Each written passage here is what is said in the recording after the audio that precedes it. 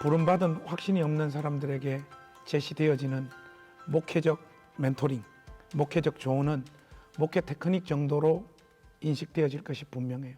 아무 의미가 없는 거죠. 그런 의미에서 이 목회 소명이라고 하는 주제를 가장 먼저 이렇게 한번 잡아봤습니다. 그리고 목회 소명만큼 중요한 게 없잖아요. 목사들이 하나님의 부르심을 아는 것보다 더 중요한 일이 어디 있겠습니까? 왜냐하면 그것이 목회자들에게 정체성과 자기가 평생 붙잡고 가야 될 사명을 공급해 주는 것이기 때문에 그렇죠. 이게 목회 소명에 대해서 좀 한번 생각을 해보니까 긍정적인 측면과 부정적인 측면에 있어가지고 좀 이렇게 영향을 미치는 것 같아요. 긍정적인 측면은 목회를 하다 보면 고통스러운 날이 많잖아요. 세상의 모든 직업들이 다 힘들지만 목회도 이게 만만치 않는 자리로 부름받는 직책이죠. 그런데 목회적 소명이 분명하지 않는 사람들은 이 긴 여정에서 어떤 위기나 어려움이 오면 반드시 포기하거나 중간에 드랍하는 일들이 많더라고요. 그런데 이 목회적 소명을 확실하게 붙잡고 있는 사람들은 그 어떤 삶, 시련 앞에서도 끝까지 이 삶을 경주케 해주는 핵심적인 동력이 이 목회 소명이더라고요. 또 부정적인 측면에서 이 목회적 소명의 중요성을 좀 이야기하자면 소명 없이 이 길을 나섰다가 한 사람의 인생이 다 망가지는 경우들이 굉장히 많아요. 그런데 이 목회가 위험한 게 자기 인생만 어그러지고 무너지는 것이 아니라 소명 없이 나선 그 길 때문에 다른 사람의 인생과 주님의 몸된 교회가 완전 엉망진창이 되어지는 이런 일들이 제법 많이 교회에서 벌어지더라고요. 이런 차원에서 볼 때 이 목회적 소명이 중요하지 않는가 그렇게 개인적으로 생각합니다. 저도 이제 목회를 지금 이제 개척을 하고 17년을 하다가 부임을 하고 3년을 이제 되어가는 20년 과정 가운데 많은 위기가 있죠. 사람에게는 많은 위기가 있는데 결국은 돌아보면서 그 위기 가운데 포기하지 않았던 것은 갑자기 안 좋았던 환경이 반전이 되어서 좋아지거나 이런 거라기보다는 가장 어두울 때에 그 시간을 견디게 해준 건 소명이더라고요. 아, 내가 목회 은사적으로 발휘가 되지 않고 목회적 역량이 나타나지 않고 계획했던 게 정반대의 결과가 나올 때는 좌절이 되거든요. 좌절이 되면 어디까지 좌절이 되냐면 내가 정말 목회자로 부름받은 게 맞나, 그리고 내가 이 미국 땅 구석에서 이러고 있는 게 무슨 의미가 있는가. 그 밤을 딱 지나면서 밤새도록 고민하다가 결국은 아침을 맞이하게 해주는 건 제가 고등학교 2학년 때 부르신 그 부르심이 저를 딱 다시 그 자리로 되찾게 하더라고요. 그런데다가 이 단어가 저는 중요하다고 생각해요. 목회적 소명. 목회자로 부르셨냐 이거죠. 저도 이제 뭐 이런 준비하면서 예전에도 읽었던 오스 기니스의 소명이라든지, 그 심지어 이제 그 유진 피터슨이 이야기했던 것처럼 자기 아버지를 보면서 푸주간에서 일하는 아버지가 그 고기 하나하나를 이렇게 자르는 모습이 마치 옛날에 제사장이 하나님 앞에 제사 지내기 위해서 그 각을 뜨던 그 모습처럼 아버지의 푸주간 일은 아버지의 소명의 자리였고 그게 왕의 왕업이다 이런 말을 쓰거든요. 그래서 일반적으로 우리가 생각하는 삶에서 현장에 소명을 받는 것하고 많은 분들이 목회자들도 그 차원에서 생각하는 것 같은데, 당연히 그건 있어야 되지만 제가 지금 좀 오늘 계속 얘기 나누고 싶은 건 그런 일반적인 삶의 현장에서 의미를 찾는 그런 소명이 아니라 목회자로서의 부르심. 어디에서 주의 일을 하면 된다는 건 너무 당연한 말이지만 정말 하나님이 당신을 목회자로 부르신 소명이 있는가, 저는 이걸 가지는 게 목회에 있어서 가장 중요하다, 이렇게 시작하고 싶네요.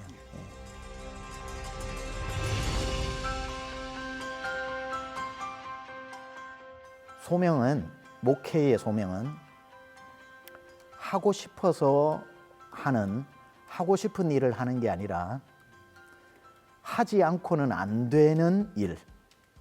그러니까 좋아서 할 수 있는 일은 아닌 것 같고, 몰라 나 안 할래, 끝났어, 아유 나 몰라요 주님, 이러고 있다가 안 할 수 없는 일. 그러니까 그러다 보니 저한테 떠오르는 사람이 그 예레미야 일이더라고요. 내가 다시는 여호와를 선포하지 않고 하나님을 말하지 않으려고 내가 정말 그 고생 때문에 그만뒀지만 내 중심이 불붙는 것 같아서 골수에 사무치니 답답하여 견딜 수가 없나이다 하면서 다시 그 길을 나서잖아요. 하고 싶어서 하는 일이 아니었거든요. 정말 하기 싫은 일이었는데 안 하고는 견딜 수 없는 일. 저는 그 정도가 될 때의 소명이 아닐까. 누가 목회를 하고 싶어서 누가 하겠습니까마는 부르신 분이 그분이라서 안 해야지 하고 있지만 어느새 보면 또 그 자리에 서가지고 말씀을 준비하고 있는 그 모습. 안 할 수 없는 무조건 해야 되는 일. 저는 이게 저 나름대로의 소명의 정의를 내려봤어요. 예. 우리 그 침례교회 유명한 설교자인 찰스 스펄전이 사역을 향한 강렬하며 몰입적인 열망, 이렇게 표현을 했어요. 하나님의 부르심을 받은 사람들은 하나님 말씀을 설교하고 가르치고 또 하나님의 사람들을 돌보아야 한다고 하는 강박관념에 사로잡히게 되어져 있는 거죠. 그래서 이 사실을 저의 언어로 이렇게 좀 표현하자면, 한 사람으로 인생으로 태어나서 하고 싶은 일이 많잖아요. 그러나 이 일이 아니면 내 인생은 아무런 의미가 없다라고 느끼는 것. 그래서 괴로워서 더 이상 삶을 지탱할 수 없을 만큼 이 목회적 소명 앞에서 내가 괴로워하는 어떤 징표, 그것이 저는 목회적 소명이라고 정의를 내리고 싶습니다.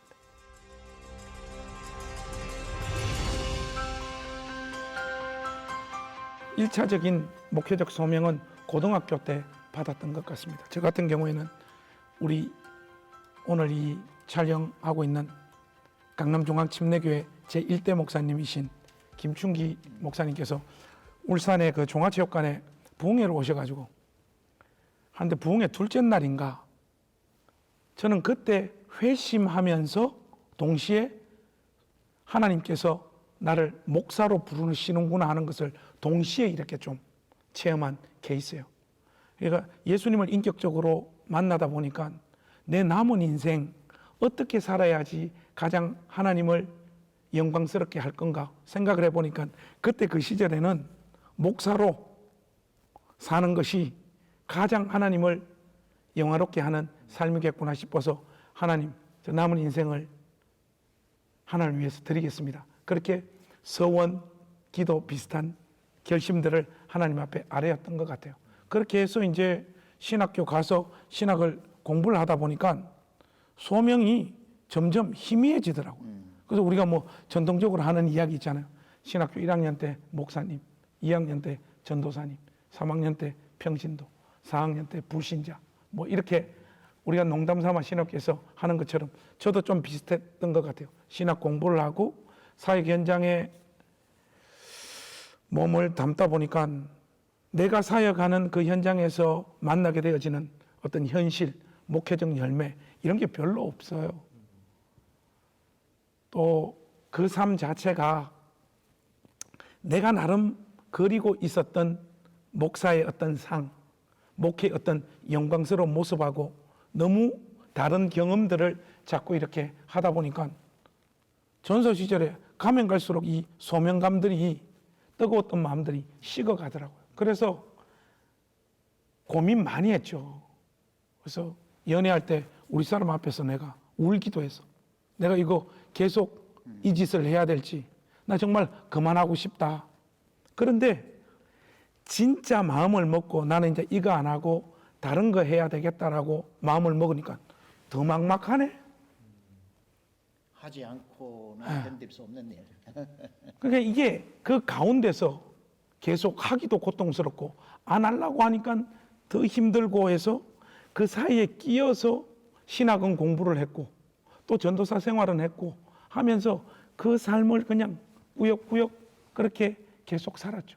또 하나님을 향해서 가지는 마음도 왜 내가 펼치는 이 사역의 현장에 하나님의 어떤 능력들이 잘 안 나타날까?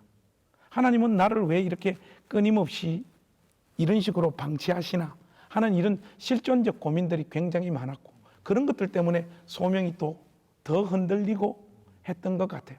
저 같은 경우에는 하나님 나를 정말 확실하게 부르셨구나라고 하는 걸 좀 철들어가 깨달은 것은 목사 안수를 받고 목회를 하면서 가졌던 것 같아요. 그게 어느 새벽에 하나님 앞에 기도하면서 문득 하나님, 목회하면서 사는 이 삶이 아무리 초라하고 고통스럽더라도 제가 주님을 배반하지 않고 또 이 직을 내던지지 않고 끝까지 가겠습니다 하는 확신이 뭐 신령한 특별한 체험이 있었던 것이 아니라 긴 시간 동안 오락가락 하면서 삶의 어떤 순간에 내가 이 길 끝까지 가야 되겠다 이렇게 마음을 먹었던 것 같아요. 그것이 제가 목회적 소명이 저 안에 자리 잡게 되어진 어떤 과정들이었던 것 같습니다. 제가 이제 고등학교를 들어가서 저는 시골에서 컸거든요. 시골에서 소 키우고 나무하고 국민학교 4학년 때 우리 아버지가 저에게 처음이자 마지막으로 해준 선물이 지게였고 지게. 뭐 그러고는 이제 21살에 아버지 돌아가셨으니까 뭐 아주 시골에서 크면서 중학교를 나오고 이제 울산 시내에 고등학교를 나왔을 때 친구를 만나게 되고 그 전까지 제가 이제 시골 교회를 다니면서 저희 형님이 그때 좀 교회를 열심히 다니셨어요. 근데 저보고 이제 목사 되라라는 말을 몇 번 해줬는데 뭐 그게 무슨 의미인지도 전혀 몰랐으니까. 형님은 좀 아시고 이렇게 조언하셨는가? 본인이 목회를 하고 싶어 했어요. 형님이? 본인이 목회를 하고 싶어 했고 울산에 나와서 형님도 이제 고등학교를 다닐 때 자취 생활을 하면서 기독교인은 빛과 소금이 되어야 된다고 해서 새벽 4시, 5시에 일어나서 동네 전체를 마당으로 쓸고 그랬던 분이에요. 본인이 그때 고등학교 때 중학교생이었던 제가 본인은 장남이니까 이제 목회를 못할 것 같으니까 저보고 계속 목회를 하라는 몇 번의 그 얘기를 해줬죠. 그러니까 이제 그 얘기를 또 이제 고등학생이 되다 보니까 누가 하냐면은 저의 절친이었던 김관성 목사가 나 신학교 가기로 했는데 병나가 너도 신학교 가서 목사 되자. 그게 이제 저한테는 감동이 없었죠. 감동이 없었는데 기억날지 모르지만 이 친구가 너 그러면은 뭐 사관학교 간다고 했으니까 너 사관학교 가는 거 하나님한테 허락 맡았냐? 아니 그것도 허락 받고 가야 되는 거다. 우리 교회 기도하러 가자. 그때는 믿음이 굉장히 좋았어요, 이 친구가. 제가 그때 그런 말. 그런 정도의 사람이 그 정도로 뜨거웠어요, 이 친구가. 그때 진짜 특별히 기름 부음이 있었던 것 같아. 예. 그래서 그때 우리가 이제 울산 침례교회가 특별 새벽 기도라는 걸 저한테는 생소했던 건데 가자고 그래가지고 그때 갔죠. 저는 진짜 아침에 이제 하나님 앞에 새벽 기도 때 하나님 저 사관학교 가는 거 맞지요? 하고 그냥 일어나면 되는 거라고. 그렇게 이제 얘기를 하려고 했는데 제 입에서 하나님 주님이 원하시면 이 길을 가겠습니다 이렇게 나온 거예요. 눈물이 얼마나 쏟아지는지 이제 그때 뭐 1시간 이상을 막 그 부르심 앞에 막 울었고 현장에 이 친구가 있었고 그러고는 하나님 앞에 이제 몇 가지 하나님께서 분명한 확신들을 기도 가운데 또 이사야 6장으로 말씀 가운데 주셔가지고 이 길이 맞구나 하는 생각을 가지고 눈을 떴더니만 조간신문을 가지고 제 눈물을 이 친구가 다 닦은 거예요. 조간신문이 이렇게 불어 터져가지고 제 앞에 이렇게 있는데 이제 저를 쳐다보는 눈이 참 별나게 소명받는다. 뭐 이런 거, 어이구, 우리 이제 우리말로, 아이고, 이 미친 개야. 이렇게 이제 이야기를 한 거예요. 그때 부르신 것이 너무 확실했지만 그렇다고 해서 한 번도 흔들리지 않은 건 아니잖아요. 우리 지금 친구 목사님이 얘기한 것처럼 저도 이제 대학교 2학년 때까지 책을 읽으면서 그때 우리 막 자유주의 책들 많이 읽게 되고 또 저는 이상하게 이제 홈리스들한테 관심이 많았어요 그때. 그래서 항상 돈이 얼마가 있든지 간에 아침에 2개로 딱 나누어서 오른쪽 포켓, 왼쪽 포켓에서 왼쪽 포켓은 무조건 불쌍한 사람한테 쓴다 그렇게 하고 주말에 내려가면은 태화강 거기에 다리 밑에 항상 찾아가가지고 이불도 갖다 주고 뭐도 갖다 주고 이게 저한테 많이 있었어요. 그러면서 그때 제가 좀 민중의 신학 이런 공부를 좀 하면서 복음은 빵을 주는 거다. 이런 생각들이 막 들면서 제가 그 침례신학대학교 도서관 앞에서 군 입대를 아마 제가 친구들 중에 꽤 일찍 들어간 한 달인가 먼저 들어가서 이제 친구들한테 야 나는 오늘부터 예수를 2000년 전에 살다간 한 청년으로 본다 이러고 입대했어요. 제가 믿음이 그 정도까지 내려간 거예요. 군대 입대를 해가지고 이제 아버님도 돌아가시고 또 특수부대 끌려가고 여러 가지 힘든 가운데 얼차려 받다가 그 밤에 막 머리 꼬로박아 해가지고 밤을 지내는 그때에 잃어버린 그 신앙 가운데 주님이 찾아오셨어요. 너무너무 배가 고팠어요 그때. 근데 주님을 제가 그렇게 얘기하고 입대를 하다 보니 주님이 나와 함께 하시지 않은 게 아닌데 내가 주님을 떠나왔다는 생각 때문에 너무 영적으로 공허한 거예요. 근데 그 밤에 그 연병장으로 주님이 저의 마음에 찾아오신 거예요. 너 배고프지? 예. 너 외롭지? 예. 빵 줄까? 그러더라고요. 근데 제가 그 말 앞에 그때 막 어떻게 했냐? 나 빵 싫어요. 빵 싫어요. 복음 주세요. 복음 주세요. 저는 그 전까지는 배고픈 사람에게는 빵이 복음이다라고 했는데 제가 배고파 보니까 복음이 복음이더라고요. 빵이 먼저일 수가 없더라고요. 제가 그때 한번 큰 다시 주님 앞에 돌아오는 제 2차적인 회심이 있었고 소명은 고등학교 2학년 때 딱 하나님이 주셨는데 나침판이 항상 북극을 향해 있잖아요. 나침판 끝을 보면 항상 흔들리거든요. 방향은 한 번도 바뀐 적 없지만 목회를 해나가는 과정은 늘 갈등과 그 속에 흔들리는 건 너무 지극히 당연한 거고 대신 방향만 바뀌지 않으면 된다. 저는 그렇게 생각합니다.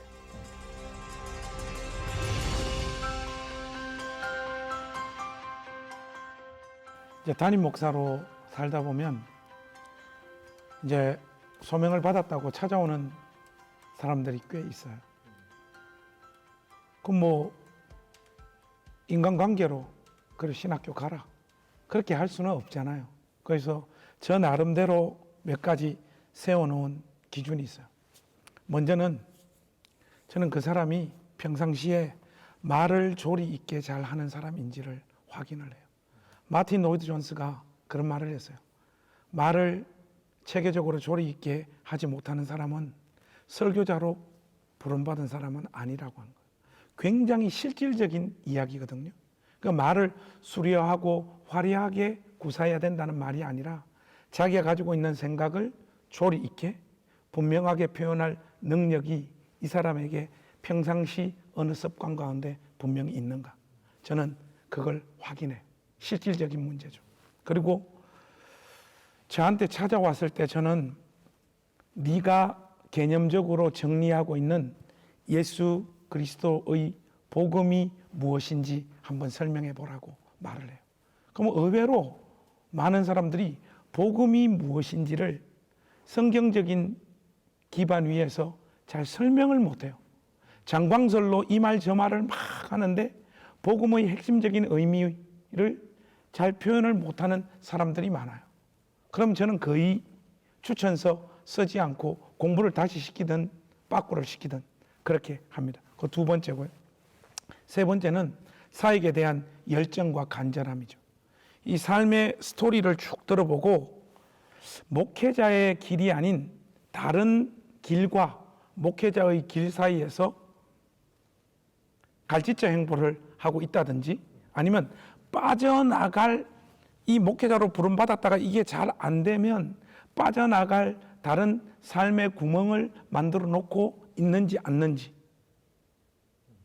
여기에 진실로 마음과 자기 인생을 올인하고 있는지를 좀 확인을 해요. 그거는 대화를 쭉 나누어 보면 어느 정도 파악이 되어지더라고요. 그리고 이제 이 소명과 관련해서 자기가 소명받았다라고 담임 목사는 추천서 쓰고 교회는 이 사람 신학교 갑니다 하고 박수 칠 문제는 아닌 것 같아요. 다른 교회 가서 신분 세탁해 가지고 또 여기서 거부하면 다른 데 가서 그 목사님하고 좋은 관계 맺어서 이렇게 또 신학교 가는, 그래서 이 신학교 가서 목사가 되는 것이 지극히 자기 개인의 어떤 결심,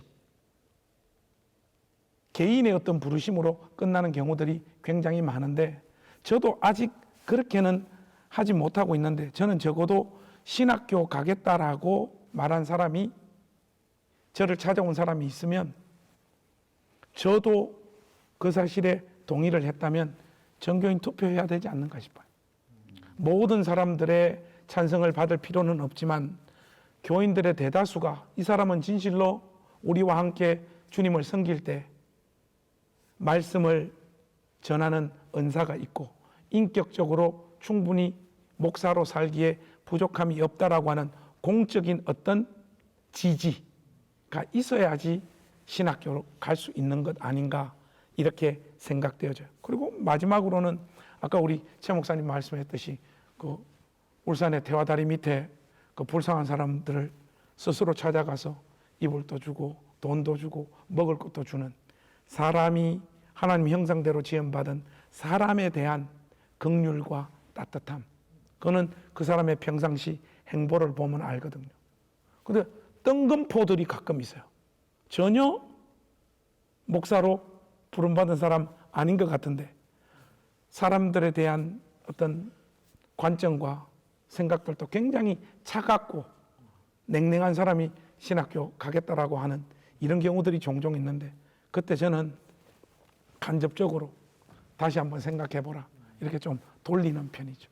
이런 것들을 통해 가지고 그 사람의 부르심을 개인적으로 확인하고 있습니다. 미국에서도 이제 신학교 가겠다고 찾아온 사람이 있고 여기 이제 부임에서도 그런 경우가 많은데 제가 그럴 때마다 물어요.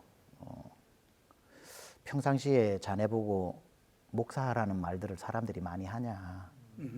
예, 저는 그게 중요하다고 생각을 해요. 그게 이제 내적인 소명에 굉장히 중요한 어떤 기준인 것 같아요. 남들을 들어보면은 소명 받아가지고 한다고 하는데 옆에 있는 사람들 고개 흔드는 사람 많거든요. 아버지. 그러니까 적어도 가까이 아는 사람들이나 그를 영혼을 돌보는 목회자가 첫째적으로 너 목회자 되었으면 좋겠다라고 하는 감사하게도 이 친구가 저에게 얘기를 해주고 형님이 해줬던 것처럼 좀 어떤 주변에 있는 사람들이 오히려 나의 목회적 부르심에 중요한 또 근거가 된다 이렇게 생각이 들고요. 또한 목회를 하다 보면은 여러 가지 목회적 역량들이 필요하기 때문에 언어라든지 어떤 뭐 회의를 진행하는 방법이라든지 또 뭐 지구력이라든지 이런 것들 어떤 면에 있어서 저는 이제 그 부분은 신학교를 들어가 가지고 훈련을 받아야 된다고 생각을 하고 또 그런 언어적인 한계를 극복하는 사람들이 왕왕 나오기 때문에 그 부분에 있어서는 그래서 신학교가 필요하다.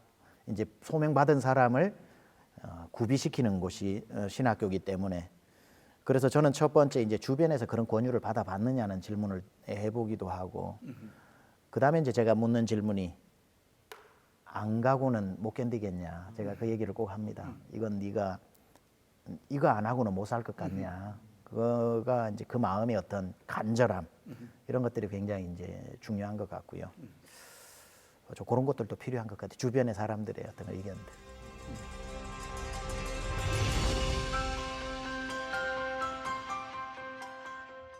목회하는 목사님들 중에 이런 고민 안 하는 목사님 거의 없을 것 같아요. 사례비가 온 교인들한테 다 공개되어지고 그 사람들의 찬성을 통해서 매년 더 받기도 하고 적게 받기도 해야 되고 삶이 다 노출되어지고 그래서 뭐 공적인 생활, 사생활이 거의 없다시피 하고 설교를 끊임없이 평가받게 되어지고 직간접적으로 그리고 교회 안에 얼마나 다양한 사람들이 많습니까? 그 사람들에게 누구 한 사람에게라도 상처 주거나 또 인정받지 못하면 교회 안에 또 이상한 기류들이 형성되어지고 이게 맨정신으로는 정말로 가기 어렵고 한 번 또 흔들림 없이 이기려는 끝까지 걸어갔다는 것은 거의 뻥 아니겠나 싶습니다. 그래서 저도 목회 여정 속에서 정말로 흔들렸던 적이 많아요. 그래서 이런 요즘 옛날에는 저를 별로 안 찾아오더만 요즘 제가 뭐 이렇게 매체에 나오고 이래서 좀 알려지고 이래서 그런지 요즘 젊은 목사님들이 굉장히 많이 찾아와요. 그분들 중에 이 고민을 하는 분들이 있어요. 목사님, 저 정말로 이거 못하겠습니다. 저는 이제 어떻게 해야 됩니까? 보통 그렇게 이야기해요. 그때 제가 쓰는 방법은 저거예요. 목사님, 더 이상 할 필요 없습니다. 그만두십시오. 딴 일 많이 있습니다. 이렇게 이야기해요. 그러면 진짜 소명자는 아닙니다, 목사님. 그래도 이 길 저는 가고 싶습니다. 이렇게 이야기해요. 근데 이 소명 없이 이 길로 나선 사람은 저의 말에 용기를 내서 진짜 목회를 그만둬요. 이 문제는 누가 어떤 조언을 해서 그 사람이 원위치에 돌아온다기보다는 아까 맨 처음에 우리가 다루었던 목회적 소명이 그의 가운데 진실로 있는 사람은 아무리 그만두고 싶고 포기하고 싶어도 이 길을 끝까지 가는 것 아닌가 그렇게 생각합니다. 저도 많이 이제 실제적으로 목회를 하려고 하는 사람이 찾아오지 않고 저한테는 목회를 하고 있는 분들이 많이 찾아와요. 그러면서 목회지를 내려놓고 싶고 목회지를 이제 떠나고 싶고 이런 분들이 많아요. 그러면 저는 그분들을 전화로 하면 오라 그래서 밥 사주고 용돈 주면서 우리 딱 2년만 더 버텨보자. 2년만 더 버텨보자. 이렇게 계속 얘기하면서 제가 시편의 말씀으로 주께서 일어나 시온에게 은혜를 베푸시리니 이는 그 정한 기한이 다가오미러라. 목회를 하다 보니까 하나님의 어떤 정확한 시간표는 아니지만 그 사람을 향한 나름대로의 시간표를 가지고 계시더라고요. 저 사람 3년만 버티면 또 하나님이 또 정해놓은 은혜들이 있는데 한 2년 몇 개월 만에 그냥 완전히 번아웃 돼서 스스로에게 포기해가지고 3년 만에 주실 은혜를 못 누리는 것들이 많고 또 5년, 7년 희한하게 비슷한 바이오리듬이 있어요. 그래서 누군가가 정말 목회를 그만두고 싶어요라고 할 때는 좀 끌고 가주는 옆에 있는 누군가 목발 같은 역할을 해주는 사람들도 필요한 것 같고요.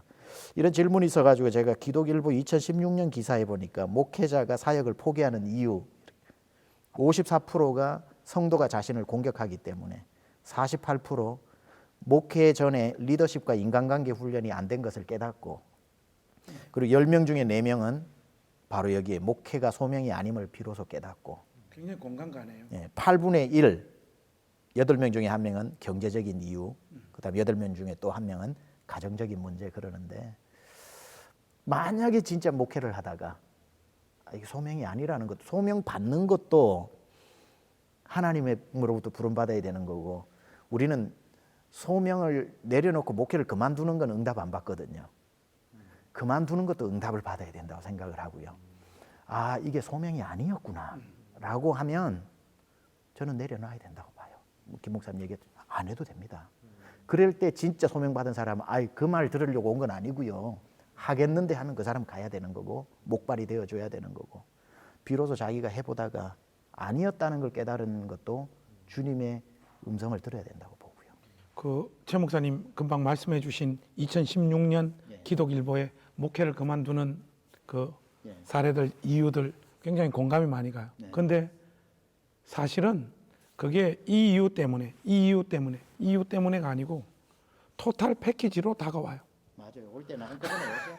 그 모든 요소가 토탈 패키지로 같이 자기 인생을 향하여 오기 때문에 그 앞에서 나가 떨어지는 경우가 많아요. 근데 교회가 있잖아요. 보통 보면 기도해야 될 일을 돈을 투입해 가지고 해결하고 돈을 투입해서 해결해야 될 일을 기도로 해결하려고 하는 이런 경우들이 많아요. 제가 무슨 말씀을 드리려고 하는가 하면 목사님이 지금 한 며칠 여행 좀 다니고 좀 쉬시면 해결되어질 문제를 자꾸 기도로 영적인 문제로 이렇게 그 어려운 상황들을 극복하려고 하는 경우들이 굉장히 많아요.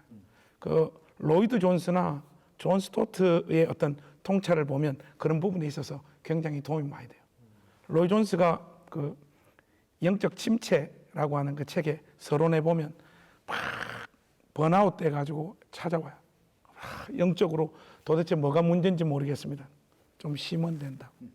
그런 것 보면 내가 지금 목회를 그만두고 싶어 하는 또 이것을 회복할 수 있는 결정적인 힘이 어디 있는가를 좀 예리하게 목회자가 판단하고 그것을 실질적으로 좀 공급해 주어서 저는 정확한 말이 그 부분을 목회자가 이렇게 세우면 좋겠습니다. 어떤 강박관념이 있냐면 쉬면 안 된다는 강박관념이 있어서 조금만 쉬면 5년 더 버티는데 그냥 기계가 엔진 오일 없이 가다가 그냥 완전히 타버리는 것 같은 그런 경우가 조금만 쉬게 되는 그게 이제 옆에 조언을 해주는 사람이 필요한 것 같고 쉽잖아, 그렇죠? 어떤 사람은 뭐 숨을 못 쉬고 다 죽어 가는데 병원 갔는데 답이 안 나오니까 나중에 보니까 뭐 와이셔츠 단추를 너무 세게 묶어서 그렇다고 의외로 간단한 진단이 그 생명을 살릴 수도 있는데 저는 좀 목회자가 그럴 때는 목회가 다 끝났다고 생각할 때 자꾸 쉽게 너무 마침표를 찍는 것 같아요. 쉼표하고 마침표 자세히 봐야 표가 나잖아요. 쉼표를 좀 찍을 수 있고 뭐 목회 저는 한 1년 쉬어가도 된다고 보고요. 자기 회복되면은 또 달려갈 힘이 생기니까 쉬는 그게 목회를 내려놓거나 나는 목회자로서 자질 없다는 생각까지는 안 갔으면 좋겠어요. 예. 그럴 때 또 하나 목회자들이 목회를 하시면서 제일 중요한 게 목회적 방향이 비슷하고 같은 꿈을 꿀 수 있는 좀 동료들이 필요한 것 같아요. 한 사람이 넘어질 때 일으켜주는 그때 포기 안 해도 되는데 포기되어져 버리고 그때 일으켜주는 사람이 없어가지고 그냥 힘없이 넘어지는 사람 많거든요. 제가 달라스에 목회할 때 우리 9명 목회자 같이 모이는 모임을 이렇게 몇 년을 지냈어요.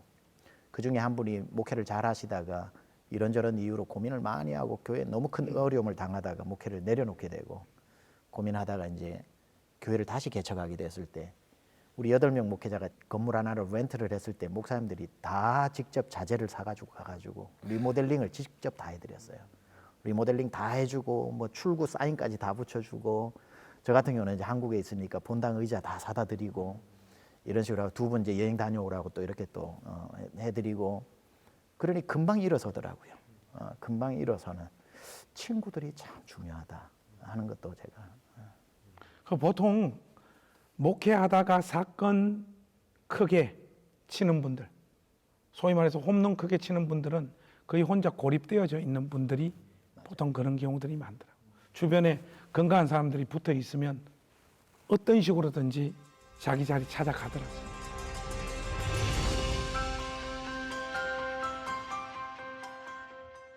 이중직 목회가 요즘 핫한 이슈입니다.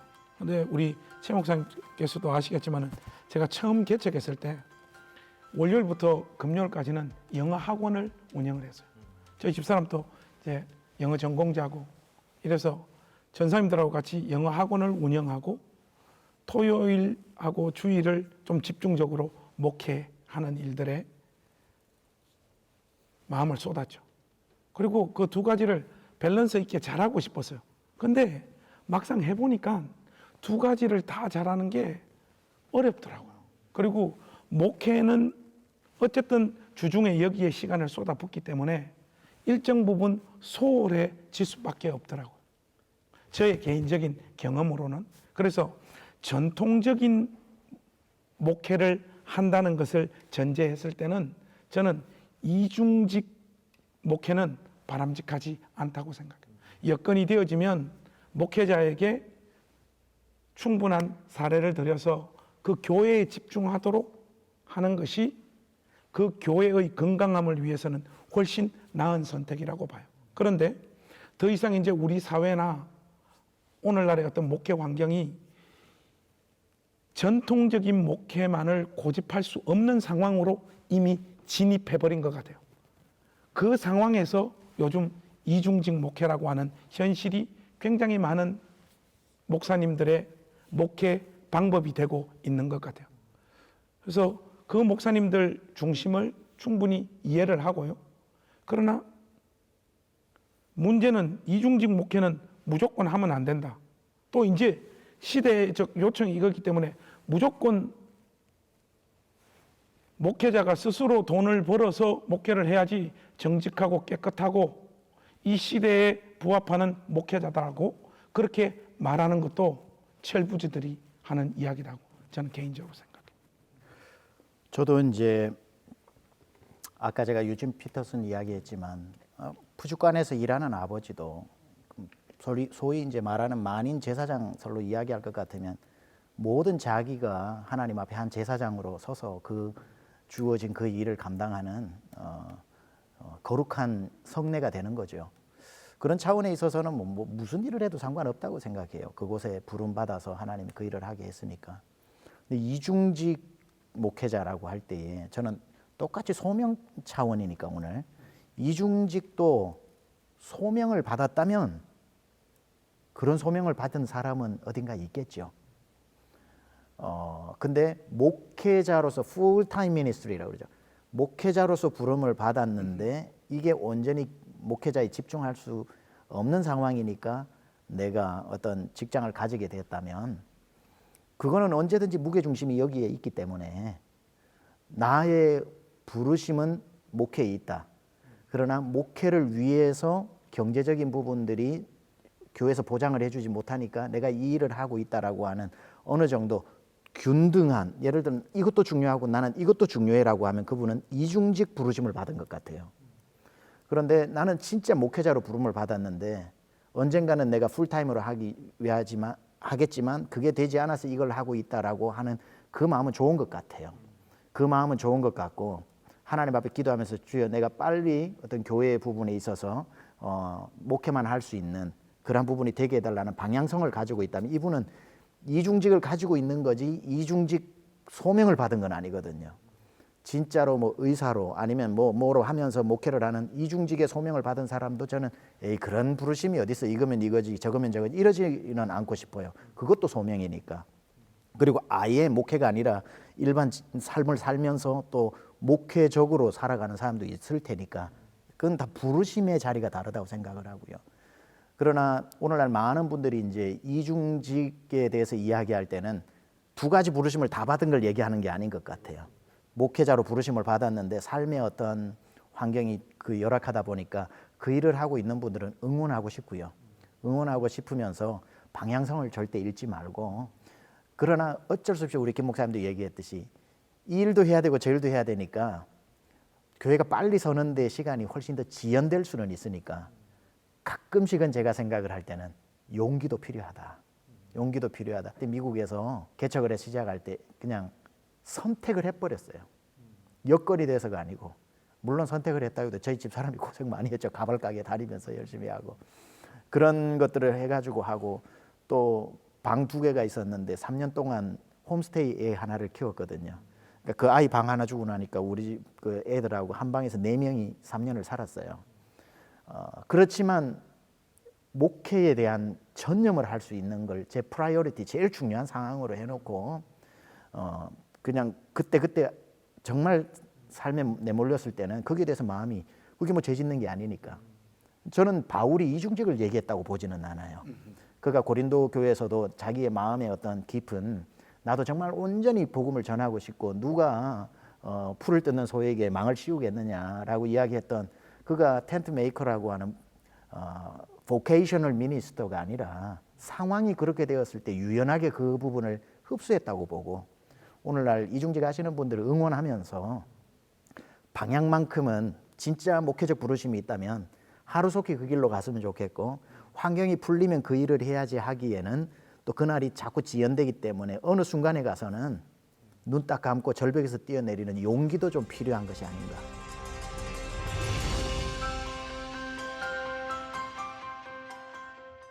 준비를 잘하고 많이 해야 된다라고 하는 이야기를 전서 시절에 굉장히 많이 들었습니다. 영어도 좀 해야 되고, 뭐 설교는 당연히 잘해야 되고, 찬양도 좀 잘해야 되고, 교회 행정도 해내야 되고, 또 성도들 만나서 상담도 잘해야 되고, 이런 준비들을 부사학자 시절에 잘 준비를 해야 된다. 그래야지 하나님 앞에 쓰임 받을 수 있다. 뭐 이런 논리들, 전형적으로 어떤 기술적인 측면을 강조하는 이야기죠. 이게 이제 실질적인 사회 현장에서 그때그때 부딪히는 가장 실용적인 능력이기 때문에 아마 그렇게 이야기하던데, 저의 경험으로는 이런 것 저런 것들을 잘 준비해서 목회 현장에 들어갔는데 그 모든 준비들이 무용지물이 되어지는 경험들을 하게 되었어요. 맨 땅에 헤딩하는 개척을 해보니까 내가 신학교 시절에 이거는 나의 강점이다, 이건 내가 좀 잘 준비했다라고 하는 것이 아무런 쓸모가 없더라고요. 그러면서 제가 느꼈던 게 그거예요. 하나님은 내가 뭔가를 준비해야지 나를 쓰시는 하나님이 아니라 내가 준비한 것도 무용지물로 만드시면서 하나님 자신만을 붙잡게 하시는 하나님이시구나, 이런 것들을 좀 깨달았어요. 그래서 이런 어떤 목회적인 경험들을 통해서 소명이 분명하면요, 이런 기술적인 측면은 목회의 여정 속에서 얼마든지 가다듬어질 수 있고 준비해낼 수 있다라고 생각을 해요. 근데 이 근본적인 문제를 강조하기보다는 너무 이런 부분들을 강조하는 분위기가 너무 커지다 보니까 실질적으로 우리 후배들이 보면 우리보다 설교도 잘하고 영어도 잘하고 행정도 잘하고 다 잘하는데 우리 때보다는 조금 무게감이 떨어지는 것 같아요. 우리는 우리 선배님들보다는 그런 것들을 비교적 조금 더 잘하는 것 같은데, 선배님들보다 신실함이나 하나님을 사랑하는 마음이나 신앙 자체의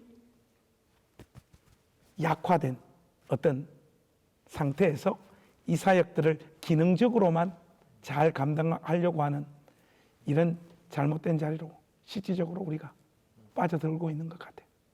유진 피터슨이 이야기했던 거는 기술을 발달시키기보다는 거룩함과 성품을 다듬어 놓으라는 거, 저는 현장에서 많이 느끼게 되는데, 사역자 한 명이 이제 미국에 있을 때 왔는데 제 친구 목사님 이제 추천으로 이제 왔어요. 우리 교회 좀 출석하다가 불러가지고 보니까 성품이 너무 좋아요. 그리고 하나님을 깊이 있게 사랑하는 게 이렇게 보이더라고요. 그래서 그 성품을 가지고 제가 그분하고 전혀 상관없는 역할을 맡겼어요. 근데 이 성품이 왜 중요하냐면 그 신실함, 교회를 사랑하는 마음, 어떤 동력에 대한 어떤 그런 마음들 때문에 밤을 새면서 그 기술을 습득하더라고요. 그 성격으로 몇 개월 지나니까 전문가 이상의 어떤 기술들이 나오는 것을 보게 되면서, 아, 기술보다는 성품이 바로 이거구나. 그리고 하나를 해도 목회적으로 그 일들을 연관시켜서 하고, 그러니까 사명받은 사람이 어떤 예를 들어 지금 영상을 하나 만드는 것하고 기술적으로 영상을 만드는 것하고도 교회에서 사용될 때는 또 다릅니다. 그래서 성품이 우선이고 기술이 필요 없다는 건 아니지만 그 성품과 소명을 분명히 가진 사람이 습득하는 기술은 빛을 발하는구나.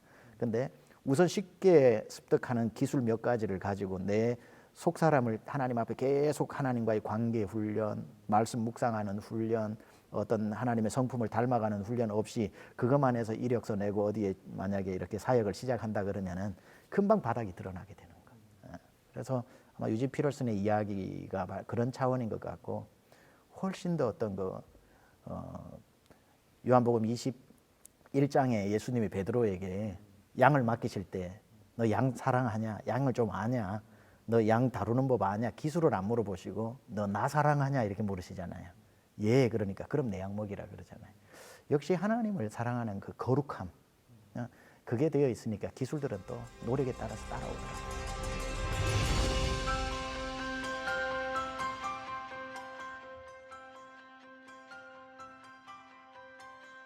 예, 이 목회적 소명에 관한 문제는 마태복음 4장에 보면 사탄 마귀가 예수님을 향하여 시험했던 첫 번째 조항이 있잖아요.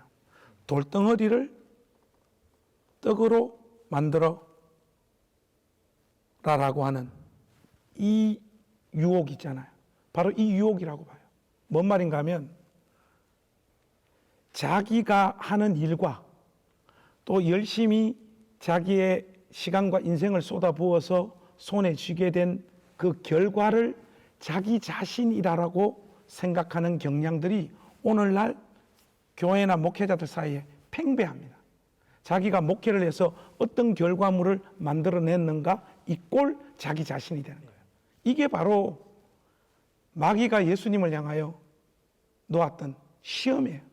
바로 이 유혹 앞에 우리 목회자들이 끊임없이 노출되죠. 이거는 우리의 소명과 정체성을 지금 혼돈케 하고 완전히 흔들고 있는 거예요. 우리의 소명, 우리의 정체성은 목회의 여정을 통하여 하나님의 사람으로 온전히 빚어지는 거예요. 그런데 어떤 분은 좀 영광스럽고 무사람들이 주목받는 제법 규모 있는 교회의 목회자로 부름받는 사람이 있고, 어떤 분들은 작은 교회 그리고 세상에 알려지지 않은 채 그 직을 한평생 수행하는 목사님들이 있어요. 이거는 우리의 소명도 아니고 우리의 정체성도 아니에요. 그 각자의 자리로 부름받아서 어떤 하나님의 사람으로 빚어졌느냐, 이게 중요해요. 제가 목사님들을 큰 교회 목사님들이나 작은 교회 목사님들이나 이렇게 만나보면 하나님의 사람으로 빚어진 그 정도를 보면 교회 크기하고는 아무런 상관이 없어요. 이게 큰 교회 목사님들이 인격적으로 문제가 많더라, 그 말을 제가 지금 하는 게 아니에요. 이거는 작은 교회도 마찬가지예요.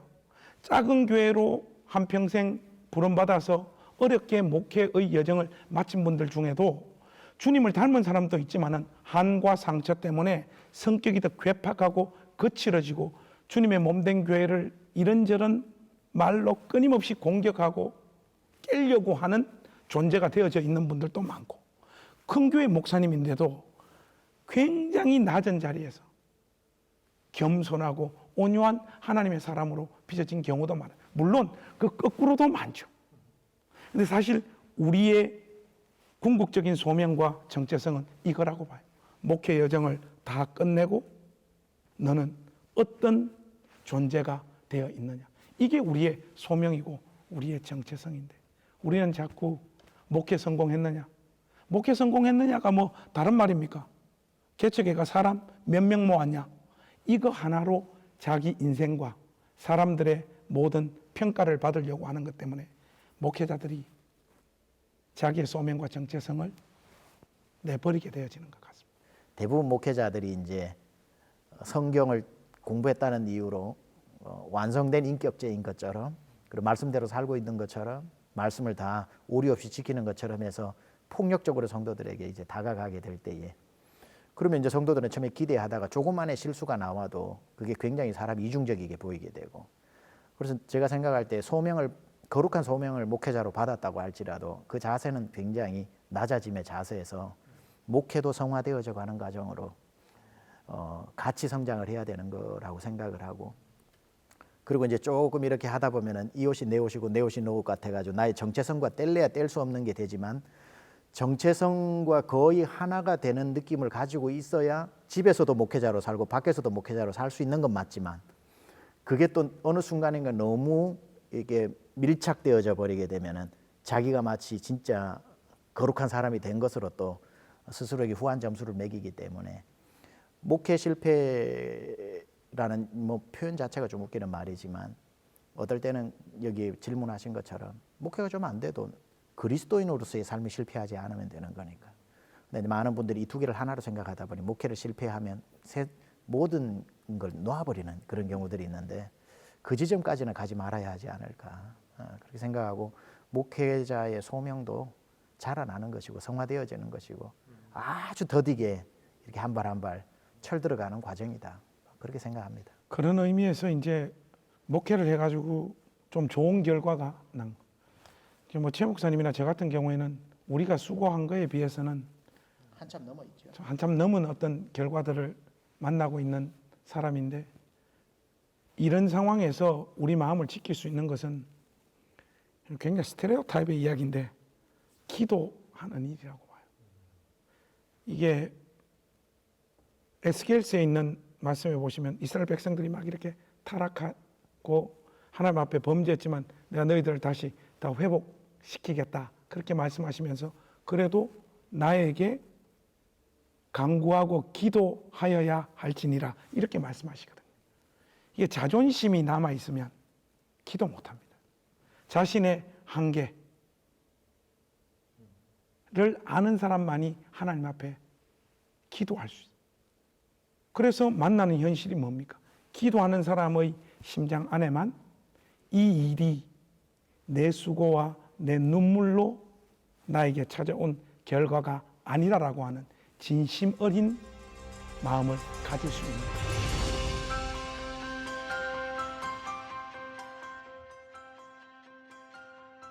목회의 꽃이 개척 아닙니까? 저는 바로 어디 청빙을 받아간다든지 첫 사역지를 조금 기름진 사역 현장으로 가는 사람들을 잘 인정하지 않습니다. 저는 후배들에게 꼭 그 말을 해줘요. 너의 첫 사역의 경험은 맨 땅에 헤딩하는 개척을 꼭 한번 해봐라.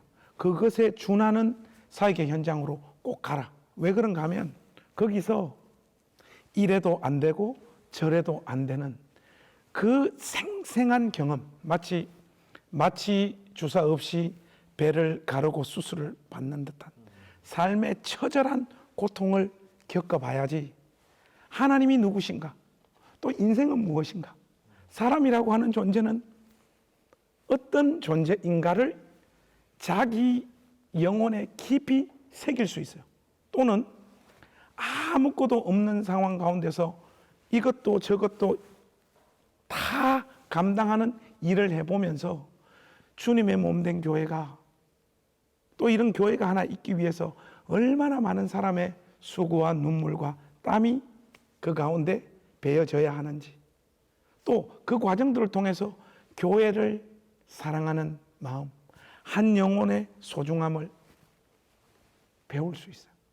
이 과정 없이 처음부터 좀 너무 안정된 사역의 현장으로 부름받게 되어지면 가능성 측면에서 볼 때 이 목회적 소명이 변질되어지거나 어그러질 가능성이 굉장히 많다고 봅니다.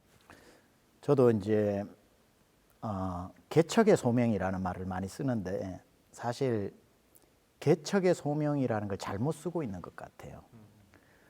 개척의 소명이라고 하는 건 내가 개척을 하고 3년 정도 교회를 키워서 누군가를 적임자를 세우고 또 개척을 하고 또 3년 정도 자립시키고 넘겨주고 하는 사람을 개척의 소명을 가진 사람, 미국에서는 그걸 철치 플랜터라고 그러거든요.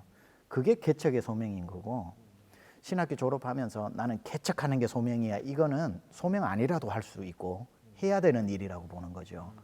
왜냐하면 그거는 소명하고가 아니라 하나님이 우리를 부르실 때는 뭐든지 하라고 부르셨으니까, 물론 이제 부임을 할 수도 있고 그게 은사 따라 가야 되는, 아까 그 말하고 충돌하는 게 아니라, 그러니까 개척을 하나님이 막 큰 소명을 주셔가지고 나는 부름받아서 해야 된다. 개척의 소명은 그런 게 아니라 이 사람은 하여튼 철치 플랜터가 돼가지고 20개, 30개 개척을 하면서 그 중에 한 20개 성공을 해가지고 세우는 은사가 있는 분들. 사도바울 같은. 그렇죠. 그런 케이스인데, 그 외에는 아까 우리 김 목사님 이야기와 저는 동의를 하는 게, 그렇지 않다면 무조건 개척을 해보는 것만큼 영광스러운 일은 없다. 그건 소명이 없어도 시작을 하고, 신학교 졸업했는데 갈 데가 없다, 무조건 다 개척하면 되는 거지 갈 데가 없는 건 아니거든요. 엄밀히 말하자면은. 그러니까 그걸 소명을 기다려 가지고 할 필요가 없고, 아무 데도 오라는 데가 없으면 개척이라고 들으면 되는 거고, 개척을 하면서 3년, 5년 이상, 최소한 5년 이상을 해보면서 그 시간들을, 아까 적절한 표현이었는데 마취 주사 없이 배를 가르는 것 같은. 왜냐하면 나도 성질이 있고 나도 변하지 않는 똑같은 인성인데 온갖 불합리한 오해들을 삼켜내는 건 대단한 능력인 거거든요. 출퇴근 시간이 없다는 것만큼 괴로운 게 없잖아요. 밤에도 사역을 하고 꿈속에서도 지금 내일 걱정하고, 이러한 5년, 10년의 시간들이 성도가 1명, 10명밖에 되지 않아도 그 시간들을 버텨내고 나중에 다른 사역들을 할 때 이 시간들이 얼마나 큰 자산이 되는지 모릅니다. 내가 그것도 이겨냈는데, 또 희한하게 어디에 가서 말씀을 하실 때도 개척 내가 한 6개월 했습니다 하는 것하고 몇 년 이상의 시간들을 보낸 것을 가지고 이야기를 할 때 사람의 마음을 울리는 것, 그를 위로하는 것, 그리고 어느 정도 그런 길들을 지도하는 것에 있어서 굉장히 큰 자산이 되기 때문에 아무도 안 부르면 자신 있게 개척을 해라. 저는 그렇게 말하고 싶어요. 목회자들을 성장시키는 8할, 9할은 개척이다. 저는 그렇게 생각해요. 그게 결과가 성공적이냐 실패냐 그거하고 상관없이 한 인간 자체를 어마어마하게 성숙하게 온전하게 만드는 과정이기 때문에 고통스럽더라도 그 길로 먼저 한번 개척 자체가 성공이다. 사역 한번 해보셨으면 좋겠다. 그런 말씀 드리고 싶습니다.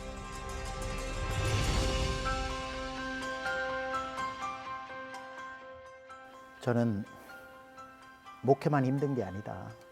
성도들의 삶도 너무나도 힘들기 때문에 목회를 내려놓고 다른 일 한다고 더 쉬운 건 아니기 때문에 목회하는 그것을 너무 특별화시켜서 어렵다는 자기 극률함에 빠지지 말고 이런 영광스러운 자리에 불러주신 하나님의 은혜가 얼마나 큰지를 좀 생각하고 환경의 타협보다 더 무서운 게 생각의 타협이더라고요. 환경이 이렇게 저렇게 되어져서 이런 일도 할 수 있고 저런 일도 할 수 있지만 하나님이 날 부르셨다는 소명감은 흐려지지 않았으면 다른 일들을 한참 하다 보면은 내가 부르심에 대한 생각들이 흐려지기도 하고 타협하기도 하고 아니었나 보다 생각을 하고 생각의 타협이 정말 되돌아오지 못하게 하더라고요.